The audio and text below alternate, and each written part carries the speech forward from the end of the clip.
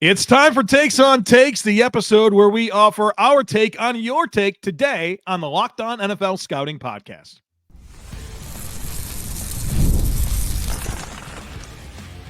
You are Locked On NFL Scouting with the Draft Dudes, your daily podcast for NFL and college football scouting. Part of the Locked On Podcast Network, your team every day. What's better than this? It's guys, me and dudes here on the Locked On NFL Scouting Podcast. We're the Draft Dudes. I'm Joe Marino from Locked On Bills. He's Kyle Crabbs from Locked On Dolphins. And we are your NFL experts here with you daily to talk team building across the league on the Locked On NFL Scouting Podcast with the Draft Dudes, part of the Locked On Podcast Network, your team every day. Want to issue a big thank you, shout out, and welcome to our everydayers. Those of you who never miss a single episode, we appreciate y'all being here very, very much. This episode is brought to you by Prize Picks. Go to prizepicks.com/LockedOnNFL and use code all lowercase LockedOnNFL to win $50 instantly when you play $5.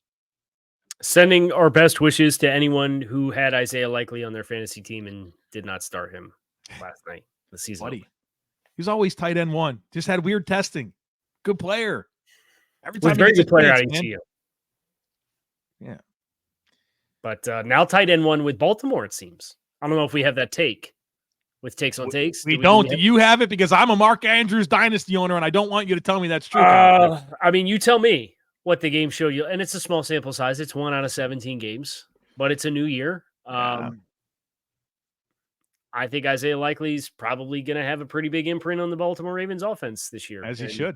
They certainly need the pass catchers because the wide receivers, other than Zay Flowers, who had some opportunities. They didn't always connect, but they don't have a lot to work with there. Whereas we're getting key targets to Nelson Aguilar.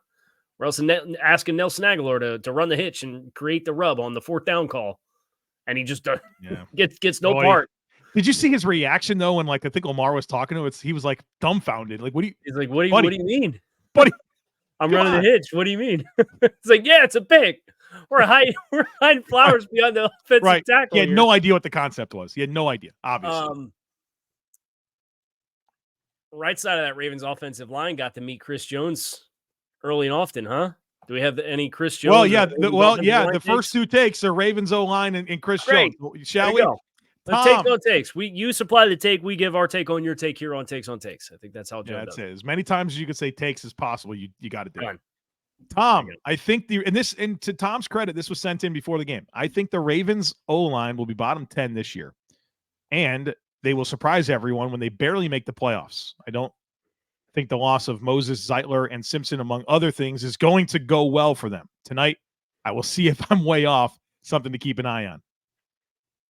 So, let's be fair. They played the Chiefs in Arrowhead for the first week, right? But Chris Jones baptized Daniel Faalele, and then he baptized Patrick McCarry, and then he baptized Roger Rosengarten, all in a very short succession of time. What I thought was interesting in this game, and I know the game's script didn't go a great way for Baltimore with a team that wants to run the ball, right? They fall behind kind of quickly, and they're chasing. Derrick Henry didn't have much of an impact in this game. And when he was in there, you saw the aggressiveness to get downhill and crowd gaps and not create a lot of room to run. So I think there's a lot of to be determined here, but I would certainly say off of the first game, this is something that is a question and a concern. Yep, it's got to come together. Voorhees at left guard as well. I mean, there's 3 veterans for 3 pretty unproven players, and be interested to see if they continue to kind of rotate McCarry and Rosengarten. But yeah, this was a major talking point that I've had throughout the summer. And I think through one game, you still have those questions, and we'll see what they do from here. I think it's maybe a benefit to a team like Baltimore to have kind of a mini bye already to kind of work on some of that stuff. Mm-hmm. Sam Teets with the types of takes that I've tried to make a career out of avoiding. Oh, good. Sam Teets says Chris Jones is the 2nd best defensive player in the NFL. Are we going to do this? He's a tier 1 defensive player in the NFL, right? Okay, how many players would you definitively take over Chris Jones? Maybe that's the easiest way to do it. You said defensive player, so you got everything is on the table. Correct. So, are there any defensive tackles? And I know our answer to this question. Are there any defensive tackles you put on the same tier as Chris Jones? Not defensive tackles. No. No. Are there any off-ball linebackers that you put on the same tier as Chris Jones? No. No. Are there any safeties that you put on the same tier as Chris Jones? Mm-mm. Okay. Who's your number one corner? Who's your number one edge player in the NFL? Myles Garrett. And You make somebody mad here. Probably fans of New Jersey. it's not. I'm not picking Sauce. No, I think Sauce is great. He's not one for me. It's Surtain or Alexander. Probably is the corners that I think are the best. Okay. So would you take Myles Garrett over Chris Jones? I probably Yeah, I think would. I would. I would. Yeah. Would you take Pat Surtain second over Chris Jones? No, but there might be more edge rushers that I put in the conversation. That's where it gets interesting to me with the Crosby, with a Watt, with a Parsons. So I think where I'm going to buy in on what Sam is saying here is the ability of Chris to line up in all the spots and do all the things at a high level. It is so much of the identity of their front. Yeah. He gets to pick and call a shot every play on matchups. Yeah. Right. Even he can run as a 5-tech too, man. He's good. Yep. And I mean, that the fumble that Lamar had was Chris off the edge.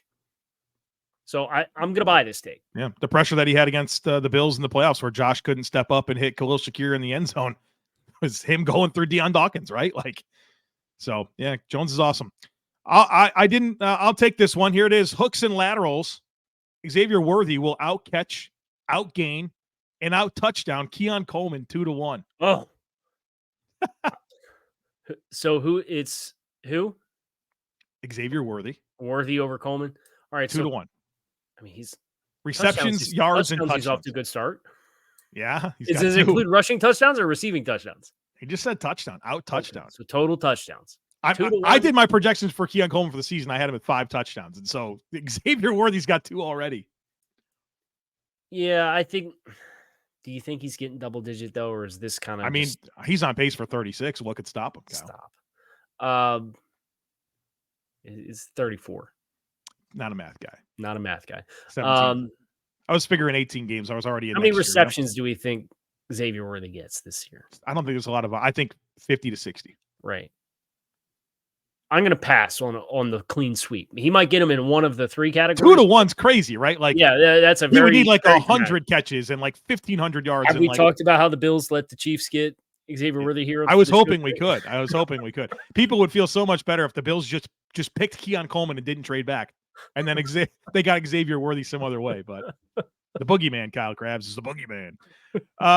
AJ coming in here with the Bears rookie class will be more than just Caleb Williams. In addition to Caleb throwing for 4,000 yards, Rome will have more yards this season than Keenan Allen.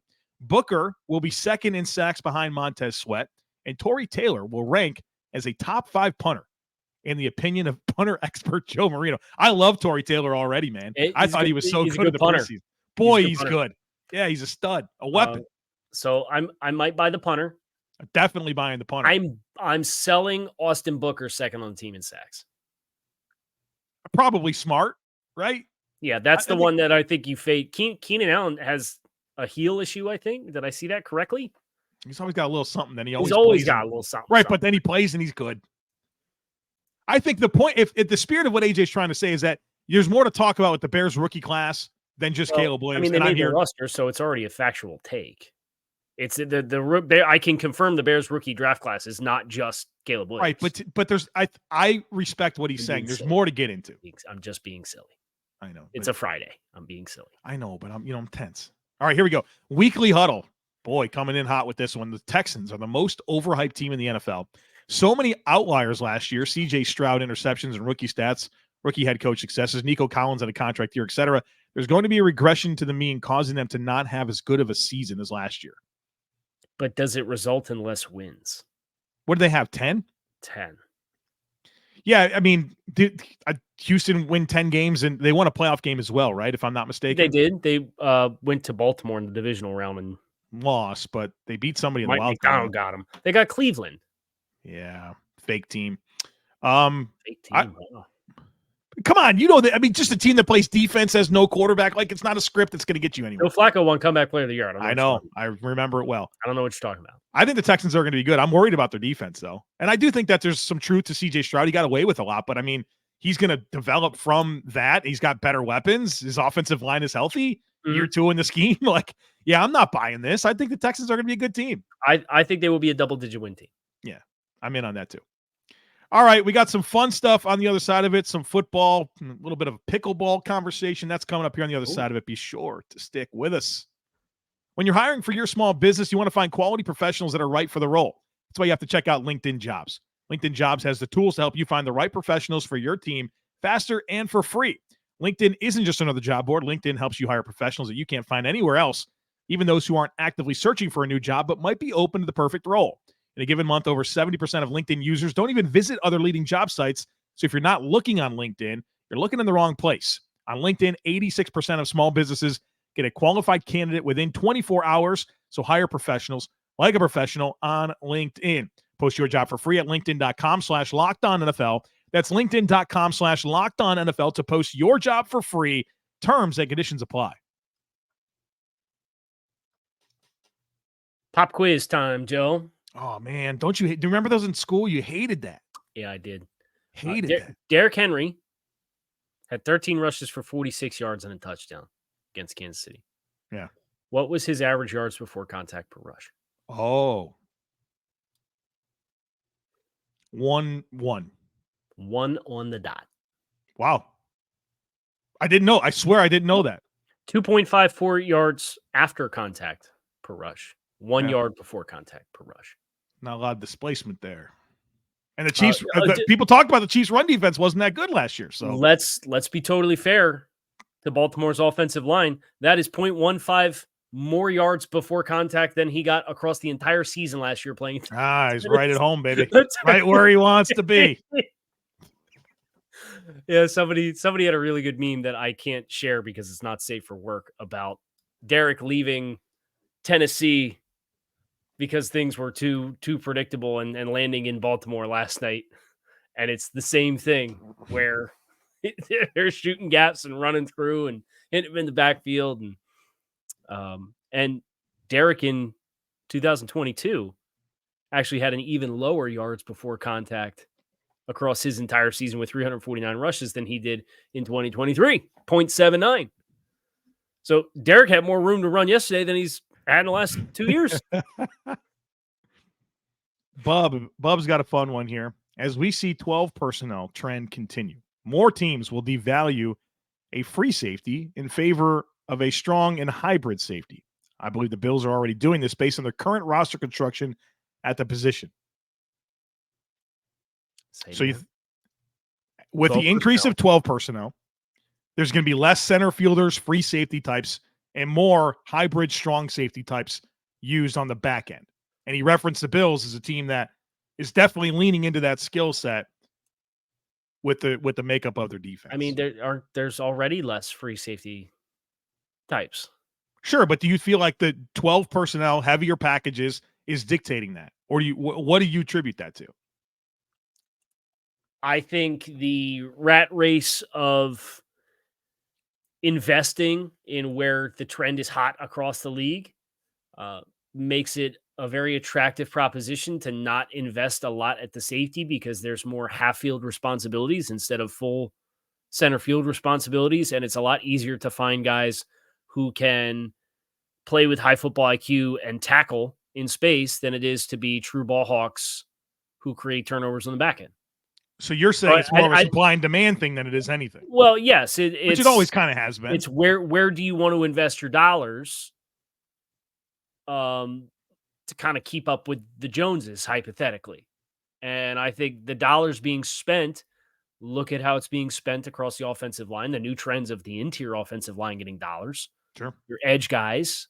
The corner market hasn't gone up because, again, we're playing too high safety shell with like, we're not just having guys play lockdown man coverage a lot anymore. There's more complex coverage rules. We're doing more match. We're doing split field coverages and zoning things off to try to create leverage. And that's instincts and tackling. That's not we're going to turn it into 10 on 10 because we're going to have us play man coverage on you and cut out a third of the field, and you're just not going to throw that. Like, it doesn't, it's really changed because of, I think, some of the rules. I think the contact rules, I think the rules for offenses and how it's favorable for them, that I think there's a big reason why you see teams not spending, and I don't know that it necessarily has to do with a second tight end on the field. Dolphins craze, pickleball is a top 3 hobby. Never played pickleball. Yeah, man, same here. I've never played pickleball, but I want to. It looks fun. I know a lot of people that play pickleball. My father-in-law plays all the time. I just haven't done it, but it looks really cool, and I want to try it. Imagine having time to play pickleball. Not right now. Not us. Not right now. Young dads with young kids and football season. And although I do need you to keep me in your thoughts. Next Saturday is my high school's 80th anniversary alumni flag football game. Brother, we did this before, and it didn't go well. I think you're probably in better shape today than you were then. Maybe it was 5 years ago. Okay. I came away with some turf burn that was like the entire. So I'm doing like the long legs. Yeah, do that for sure this time because it was literally the whole side of my shin. So that's next Saturday, and that's like the first like athletic. Like I exercise, but I don't do like athletic competition type stuff. So you've been doing complex lifts and jumps. You're gonna be yeah, fine. You should be fine. But I don't know. You got plant and turn, change directions, and you know what you say that's next weekend for you. Next weekend for me is my 20th year high school reunion. Ooh, not going. Not going. No way. But it's funny that we have similar. I mean, milestone things. Yeah, big milestones. Yeah. Rega coming in hot here. The reason Jamar Chase is so eager to get his new contract now instead of waiting is because he knows Joe Burrow is cooked from his injuries and wants to cash out before this season tanks his value. This is nuts, right? Like, what evidence do we have that Joe Burrow's cooked? None. Other than man. it is what we've been told. It's a kind of unique injury for a quarterback to have. Yeah, wrist or whatever. Yeah, something with the wrist. It would be bad for everybody, not just Jamar Chase, not just for Bengals fans. It would be bad for the league if Joe Burrow ends up being cooked off of this. So I hope this is not a factual thing. Toss that aside. The reason Jamar Chase wants to get his contract done is because of the Bengals and the way they do business. He knows. Correct. I mean, like, it's nothing to do with Joe Burrow. It's about the business dynamics of his opportunity with the wide receiver market and what typically happens in Cincinnati. Like, I kind of get it. And heaven forbid he has any adversity this season or misses any time. Right. They will absolutely hold it against him. And then it's like, well, now I'm definitely not signing. Right. And then you're looking at playing on a 5th-year option 2 years from now. Man, over the last 20 years, the Bengals have had a lot of talent. They really have. And the management of that talent just disappoints me in a lot of ways. Joe at work says the head coach of the 2025 Philadelphia Eagles will be Kevin Stefanski. The Browns and Stefanski mutually agree to part ways after another season of DeShaun Watson playing like DeShaun Watson. I don't think this is true at all. They just extended Andrew Berry and Kevin Stefanski. I think that they are positioned to outlive DeShaun. I don't think that's on Kevin Stefanski at all. Yeah, what he's been able to do in spite of the questions at quarterback. Now, does Stefanski get in his feelings about it if it blows up again this season? Maybe, and I guess that maybe that's the avenue is they mutually agree to part ways because there'd be an issue from Stefanski's side of things. But now my head's spinning. My head's spinning now. That mutually agree to part ways things is interesting because you wonder if a coach like Stefanski has enough leverage and good graces built up that he could leverage himself to be in a position that he likes more. Isn't that tampering though? Well, no, I'm just saying get out of this situation to go somewhere else because how would he know he would have somewhere else to go? This is a sensitivity that you have that I understand, but I don't know. I don't.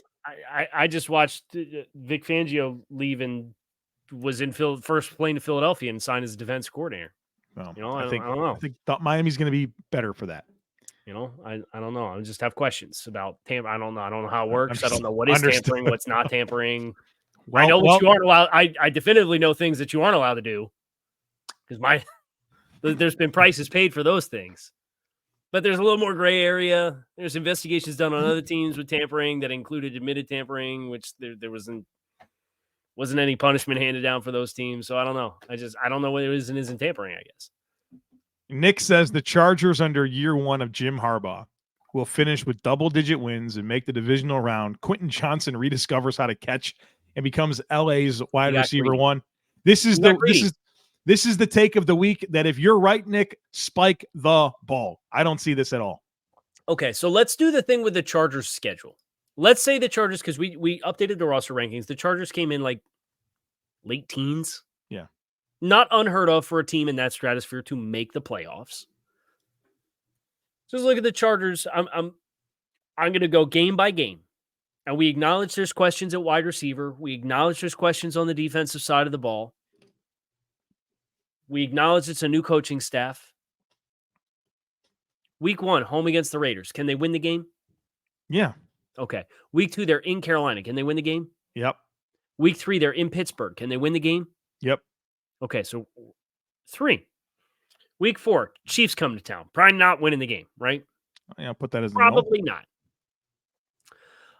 Week 5 by week 6, they're in Denver. Can they win the game? Yep. Okay. Week 7, they're in Arizona to play the Cardinals. Can they win the game? Yep. Week 8, they're home against the Saints. Can they win the game? Yep. In Cleveland. Probably not, but they could. They could do it. They could. Okay. I mean, but yeah, I think no, and that's probably not. It's like that's a bad matchup on the road against a team that can run the ball, and the Chargers with have their no questions that they have on their front. You know. Yeah, but I don't know, when you don't have a good quarterback play, I feel like you got a chance to lose every game. Sure. Right? So, week 10, they're home against the Titans. Can they win the game? Yeah, this is good. This is a big conversation about how easy the schedule is. Right, so it's a schedule thing. And they host the Bengals and the Ravens. I don't like either one of those matchups. Yeah, Bengals with extra rest as well. Then they're on the road against the Falcons, with the Falcons coming off a bye, and on the road in Kansas City the next 2 weeks. Tough stretch. I don't like either one of those, so that's a tough 4-game stretch. Then they're home against the Bucks. Could they win the game? Sure. They could win the game. And then they're home against the Broncos. Could they win the game? Sure. They could win the game. And then they're in New England and in Las Vegas the last 2 weeks. So they have an easy path. So it's possible. They have an easy path, but it's like everything that has to go right for a team that doesn't get a lot of grace for personnel, I think, this year. Yeah, I don't know about this Quentin Johnson piece of this either. He got greedy with the Quentin Johnson stuff. There's no question. He did. All right, we got football to talk about, steak sauce, all kinds of stuff on the other side of it. Folks, be sure to stick with us. Prize Picks is America's #1 daily fantasy sports app with over 5 million active members. Prize Picks is the easiest and most exciting way to play daily fantasy sports. Unlike other apps on Prize Picks, it's just you against the numbers. All you do is pick more or less on 2 to 6 player stat projections and watch the winnings roll in. Prize Picks is the only real money daily fantasy sports platform with an injury insurance policy so that your lineups stay in play even if one of your guys gets hurt. Prize Picks also puts their members first, so all withdrawals are fast, safe, and secure. And when my picks hit, I get my money in as quick as 15 minutes. I like one of these for tonight. They got Jordan Love more or less on 7.5 rushing yards. I like more on that. So download the Prize Picks app today and use code LOCKEDONNFL and get $50 instantly when you play $5. That's code LOCKEDONNFL on Prize Picks to get $50 instantly when you play $5. Don't even have to win to receive the $50 bonus. It's guaranteed. Prize Picks, run your game. I have a question for you. Yeah. It's Friday. Sorry, Ross. Friday. Who sings? That's not my question, but who sings that song? Rebecca Black. Yes. Okay. Think I'd forget that? You think I'd forget that? We went through this about a month ago. What's your position when you sleep? I think I'm like a side stomach sleeper. So are you more on your like tummy or are you more on your like side? I'm a hybrid. I'm never on my back. I can tell you that. Yeah, me neither. I can't imagine people who just sleep flat on their back. I've seen you sleep on your back. I've seen you get into bed, fall asleep in about 3 seconds on your back. Yeah, but I'm never just flat on my back with my arms at my side. My point is, I am predominantly a side sleeper. Yeah. What do you do with your bottom shoulder? Oh, it's an absolute battle on my ribs as well. I'm getting all decrepit and popping, and I've got like the constant aches because this is what happens when you get a little older. You take it for granted when you're in your 20s, and you can sleep in a pretzel and on a hardwood floor and wake up and not feel a thing. Under a carpet, someone's patio rug. all kinds of arrangements that we've had across the years. But now it's just sleeping in a bed with a tall pillow so that my neck doesn't get kinked up, but I still have to fold my shoulder underneath when I sleep, and it is killing me. Yeah, it's tough, man. So I didn't know if you had any solutions for it. No, I think I mostly sleep on my stomach, but I can. Well, the problem is do you do this? Like the hands to the side, baby. Hands to the side with a pillow at a 45-degree angle to kind of elevate my shoulder. Yeah, man. You're like planking? No, I take the pillow. I have a long pillow, bro. I have a long pillow that it's like at a 45-degree, and I put my head on it, turn to the side, and I elevate that shoulder on it. That way, I'm kind of like I'm not putting a lot of weight in that shoulder to drive it in. Yeah, no, I got a lot of technique. Leave your comments. Let us know what your posture is when you sleep at night. Need all how the you manage your shoulder pain as a result if you're beyond the age of 35. Oh, God. I could go into side tangent. I'm going to not do it. Matt says Andy Dalton should be starting somewhere this year. He's a top 32 quarterback in the league. Ignoring teams with unproven young quarterbacks, he would improve Vegas, the Giants, Minnesota, Cleveland, Tampa rosters if he was starting for them. I don't know. I think this is true. I think Vegas, Minnesota, you think the Giants, Cleveland. Yeah, dude. 37. He's gonna be 37. Did you see the one start he had last year with the same offense that Bryce Young couldn't complete a forward pass on? Andy Dalton's one of the best 32 in the world. Yes. Yeah. Still? Yes. It's a low bar to clear, man. Your camera's enjoying your movement here. Oh, so come on. Yeah. Get out of here. Right, here we go. This is the best Kyle versus his camera. Leave me alone. All right. Go ahead. Next take. Cooper, if you eat Cooper steak, Rush? Could be Cooper Rush. If you eat steak with a dipping sauce, you are either cooking bad meat or under the age of 12. A1 sauce is the worst condiment ever, and ketchup with steak is for little kids. Yeah, don't eat ketchup and steak. Yeah, we're good there. And he qualified Pat Mahomes as well too. So for Cooper, he said he can do it. He's won the Super Bowl. I feel like I'm more of a proponent of ketchup than a lot of people, but not ketchup on steak. Okay, let's get into the A1 sauce. It's not great. I'll say this though: if the steak's not good, I will put A1 sauce on it. But if a steak that I cook, or if I go somewhere and I get like a good steak, I'm not putting it on there. But if I'm getting like steak and eggs from Cracker Barrel, we're going to put a little A1 sauce on that. Yeah, because you could ask that steak to be anything. You know darn well it's coming out well done. You know exactly well. I've You've seen been you. with- you- you've Kyle been with versus me at steak. Cracker Barrel. Kyle versus steak at like mid restaurants. You got to stop doing it. You got to stop putting yourself in every that chain restaurant you and I go to, and I order Right. steak. This thing Right. comes out Chili's looking or like Texas Longhorns. What is it called? left Texas, in the middle of the highway for 3 days. Texas Roadhouse is what I was looking for. Texas Roadhouse. That's I don't get steaks at places like that. All right. August says the Packers, 5 Packers players go over 500 yards receiving this season. Yes. Yeah, I think so. They had 3 last year. Watson had 322. Kraft and Musgrave both had 350. This is happening. Yes. Now, 2 more. Michael says the Jets will finish below 500. I'm going to pass, but I could see the pathway. I can see the pathway as well. I think they're probably a 9-win team. That's kind of where I have them. That means they can go 8 wins. I didn't pick them to make the playoffs. It's not a hot take.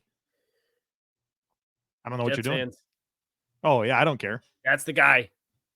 Chris Schubert, that's the guy. I haven't seen you. When are the Kyle versus, what is it, Joey Jets, this guy, whatever, constantly making this guy? He's been removed from my timeline. Oh, wow. That's unfortunate. I'll come back if Miami wins the first game. Oh, you got to make sure. Now it's a little too close. It's a little too close. All right, Breakfast Bowl. This is a good one to close. Breakfast Bowl says watching an NFL game at home is an infinitely better product than being in attendance at the stadium. Conversely, being in attendance at the stadium for a college football game is an infinitely better product than watching from home. It depends. I can see where this is true. They don't game day experience for pro games is very, especially with how we is with what we It's do. a nightmare. Attending a game is a nightmare. Because now there's logistics of leaving the stadium and getting back to wherever you are to record your post-game show. You can only take things in once and not really with any replays as far as digesting like the flow of the game. Right. A place I would highly recommend to everybody, if you have the opportunity at some point to watch a game, go watch a college game in the college press box. Oh, that's an amazing. The best place to watch a game because they've got the TV up there, the SIDs and the comms students all hand out all the sheets in between every quarter. And they can't wait to give you information. Yeah, they're super excited. They want to help you in any way that they can because this is like their Super Bowl every weekend because they're going to school for this kind of stuff. Yeah. Here's my thought. Okay, so like let's remove the fact that we have to do content. We get to do content. It's a blessing. We love it. Yeah. This is what I'd say. I love watching football live and being there. It's everything else that sucks. It's the parking. It's getting to the stadium. It's getting to your seat. It's if you have to piss. It's concession lines. It's people around you. Unruly all of fans. that. Yeah, all of that sucks. Watching the game, couldn't be better. So if you could guarantee you're going to be one of the first, let's pretend it's easy getting up in the morning and getting out the door. And it's not really the world that we live anymore with kids, right? Yeah. Let's assume you're up early, your stuff is all packed. You don't have to worry about cleaning up when you get home, but you hop in your car, you go, you time it up perfectly. You're the first person at the gate. They open the gate, let you right in, and then you can tailgate and hang out. Like, does that soften the challenges of a lot of the logistics for you? You hit no traffic on the way in. Sure, but you still had to do a lot of things to put yourself in position to be there. Pretend you didn't have to do that. You know what my favorite football game that I think I've attended is? Is the Baltimore game. Yeah, it's Dolphins, Ravens. It was a Thursday night football in Miami. Yep. Didn't care who won. I went to an amazing tailgate that I had nothing to do with setting up or anything like that. Went to this to watch the game in person. It was a competitive football game. It was entertaining to see, and like I didn't have to go back and do anything. I was like no pressure. You know what I mean? Right. If I can have that experience, sure. But it's never that. You know. What game you coming down to this year? It's one of the not. I was gonna ask you when they play on Thursday Night Football, sir. I don't think I'll be. At that we're not gonna go to that one together. Good. So yeah. Although if you wanted to go, you have a pretty good track record when you go. What happens? No, I can't go to Bills Dolphins, Kyle. With you. I've never watched the Dolphins lose with you, and I've never been to a game that Josh Allen started and the Bills lost the game. So we don't. I wouldn't want to test that, but you can go by yourself if you want. I could go by myself. That would, if my juju is real, then that means a Bills dub. Because you can't be there with me. And if you win, I would not tell you, but I would secretly go. Well, so that we would be there together. Could you imagine? Whatever. Just randomly pop up. It's happened. You've randomly been places that I didn't expect you to be. So Yep. Happened one time. You got me good. So all right. That is it. Hope everybody enjoys the game tonight. Packers, Eagles in Brazil. Packers by 1 billion, obviously. Packers by 10 billion, obviously. Shot. Imagine this being the first time you've ever listened to this show and not having any idea what's going on. I fear it every time I bring it up, but I still bring it up. I got caught some flack with that, with Chris, having a good time with Chris. It was Schubert? Yes. It was on the timeline. And what we were talking about, 2 Truths and a Lie. Yeah. Somebody said they missed 2 Truths and a Lie. Yeah. And Chris questioned the integrity of the game, and I said something back that was kind of snarky and funny. And somebody was like, "You're really rude. I'm unfollowing you." Oh, thanks for letting me know. Excuse me for having fun with my friend of 10 years in the industry with a personal joke that we've had for running bit for 4 years. I'm sorry that offended you, but but you got to look for reasons to be offended, man. You know, it's a competition. We got to get out of here. Get us out of here, Kyle. We're done. Kyle Crabbs, Joe Marino. Pins up. Go Dolphins. Go Bills. You got week 1 ahead of us. Week 2 college football. You can find us on YouTube wherever you listen to your favorite podcast. Make it a good one. We're out of here.